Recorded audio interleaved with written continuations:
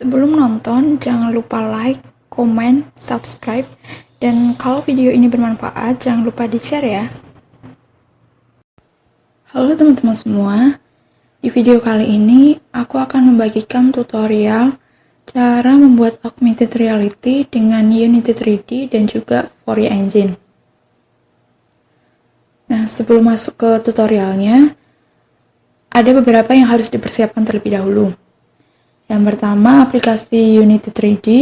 Yang kedua, akun dalam VUFORIA Engine. Kalian bisa daftar terlebih dahulu. Yang ketiga, download dan juga install VUFORIA SDK. Dan yang terakhir adalah persiapkan objek 3D yang akan digunakan. Kalian bisa download di Google. Link download udah aku taruh di deskripsi video ini. Oke, mari kita ke tutorialnya.